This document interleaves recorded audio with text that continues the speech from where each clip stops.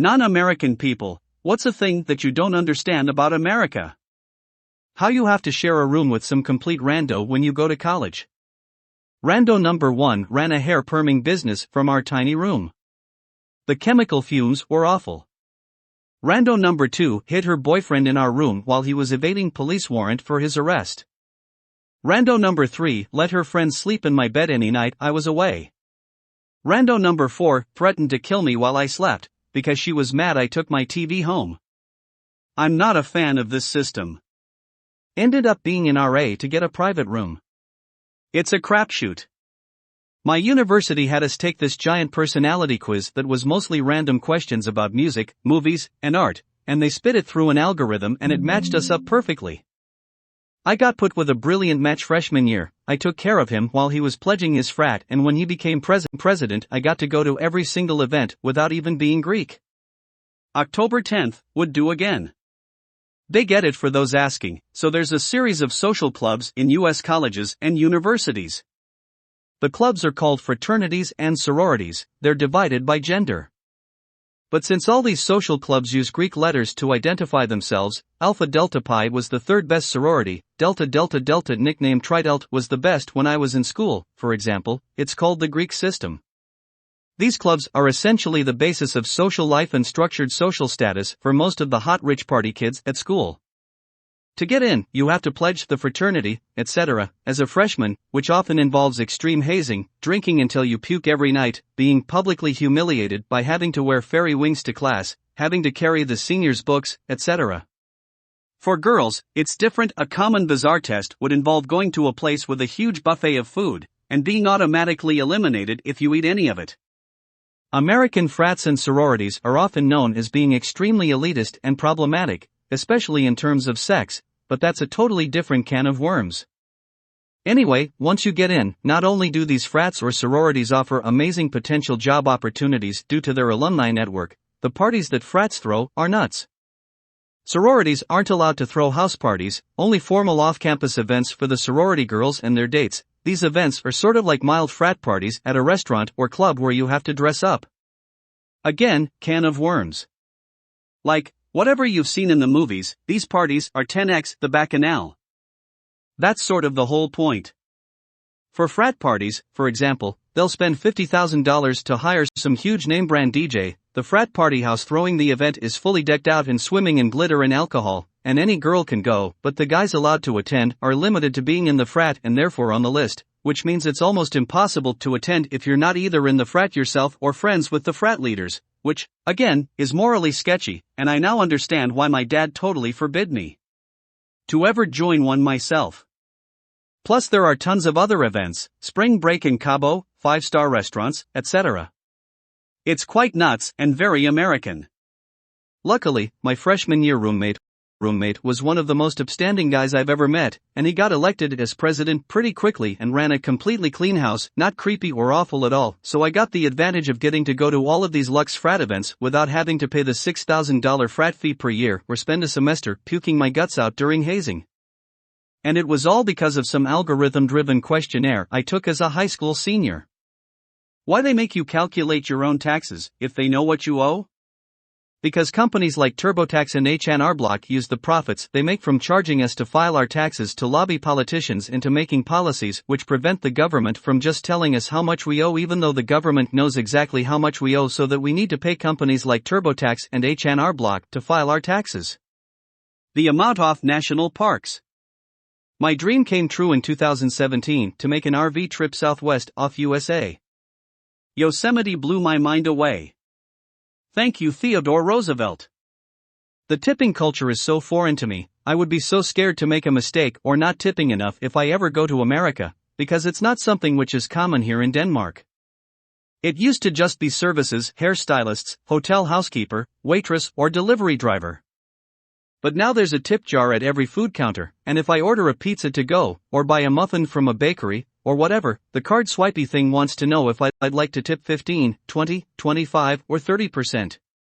Tip jars were fine, they were tips to people who were paid a full wage and it was optional, but now we are replacing what should be a significant wage increase with tips. It's integrated directly into the payment system and makes people self-conscious about it. The culture of just talking to people, strangers you don't know, and just up and start a conversation with them or join a conversation. I'm British, and we go through great lengths to not talk to people, let alone opening up and pouring our hearts out to a random person. I'm from the western US and moved to South Carolina for a few months for work. I was very surprised at how many random people in public just started conversations with me.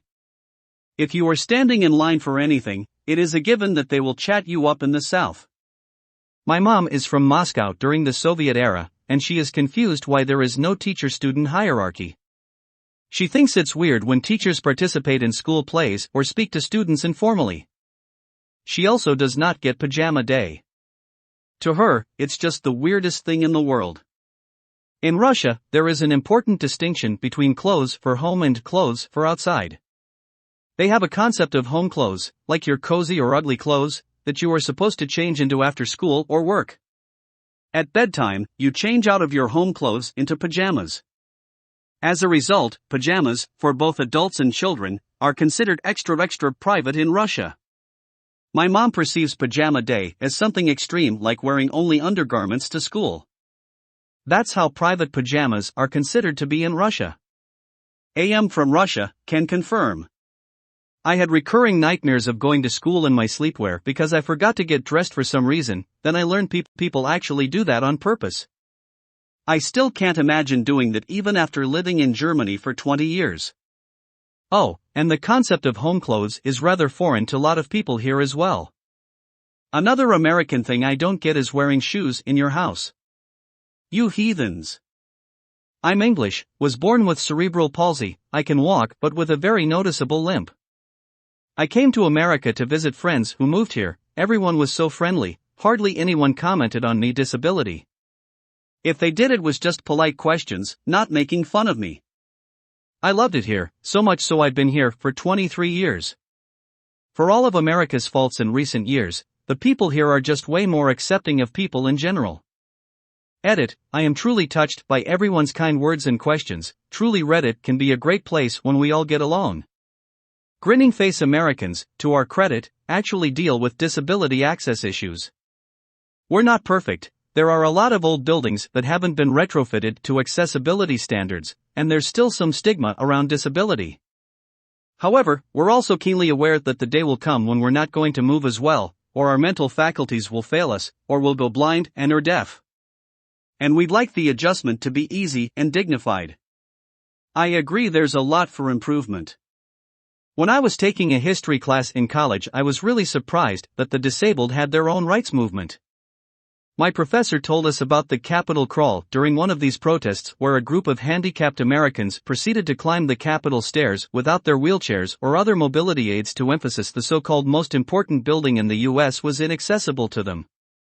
This passed laws where accessibility had to be in building codes. It blew my mind because I never heard about it in any history class I took before.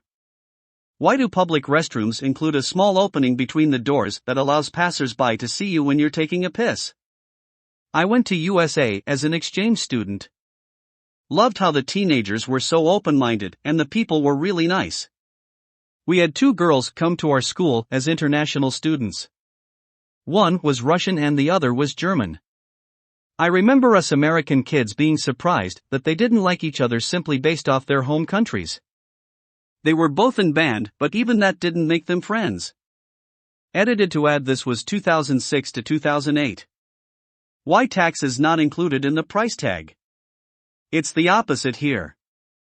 We, edit, my employer, a non-profit, have a tax exemption, so every time someone doesn't know that and goes and pays full price plus tax for something, or a company charges us tax, I have to reach out and do the song and dance to prove our status and get a refund.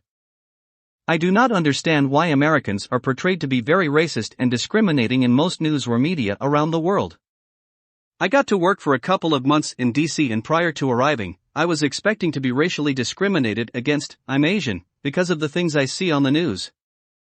I was blown away by just how friendly and accepting the people are in general. Folks would just be striking random conversations with me while I'm crossing the street and wishing me a good day. Even if I spoke with an accent, people didn't mind and just talked to me as if they were speaking to another American. In all honesty, I felt more accepted by Americans as compared to fellow Asians when I visited Japan, Hong Kong, Korea, or Thailand.